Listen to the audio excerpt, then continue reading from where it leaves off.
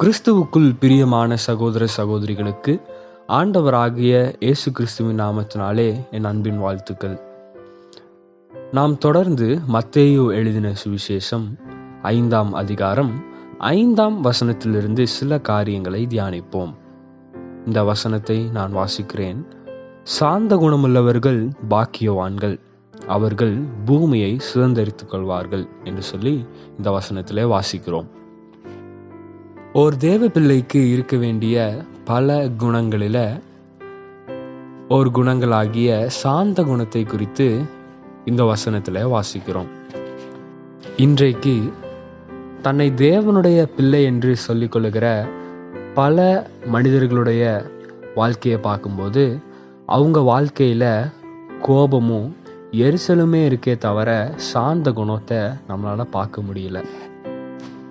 இன்னும் பலர் அவங்களுடைய சொந்த முயற்சியினாலும் சொந்த பலத்தினாலும் தாங்க சாந்த குணமுள்ளவர்களாக வாழணும் அப்படின்னு நினைச்சு அதுல நிலைத்திருக்க முடியாம தோற்று போகிறதையும் நம்மளால பார்க்க முடியுது.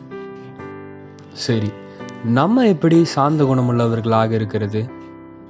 இயேசு கிறிஸ்துவே இப்படியாக சொல்றாரு, நான் சாந்தமும் மனத்தாழ்மையுமா இருக்கிறேன், என் நுகத்தை உங்கள் மேல் ஏற்றுக்கொண்டு என்னிடத்தில் கற்றுக்கொள்ளுங்கள் என்று சொல்லி இயேசு கிறிஸ்து சொல்றத பார்க்கிறோம். ஆமாங்க, நம்மளுடைய சொந்த முயற்சியினாலும் சொந்த பிரயாசத்தினாலும் நம்மளால சாந்த குணமுள்ளவர்களாக வாழ முடியாது, அல்லது அதுல நிலைத்திருக்க முடியாது. நம்மளுடைய ஆயுசு நாட்கள் முழுவதுமாக நம்ம சாந்த குணமுள்ளவர்களாக வாழணும் அப்படின்னா அது நிச்சயமாகவே தேவன் நமக்கு கொடுக்கறதான பலத்தினால மாத்திரம்தான் இப்படியாக வாழ முடியும்.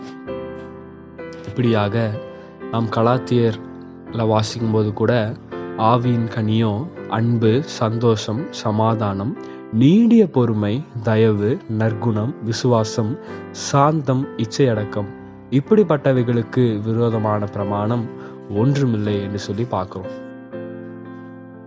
ஸோ இந்த வசனத்திலிருந்து பார்க்கும்போது ஒரு ஆவிக்குரியவனுக்கு இந்த சாந்த குணம் எவ்வளவு முக்கியமானது என்று சொல்லியும் நம்மளால புரிஞ்சு கொள்ள முடியுது. சங்கீதம் 37:11 இப்படியாக வாசிக்கிறோம், சாந்த குணமுள்ளவர்கள் பூமியை சுதந்தரித்து மிகுந்த சமாதானத்தினால் மனமகிழ்ச்சியாயிருப்பார்கள் என்று சொல்லி வாசிக்கிறோம்.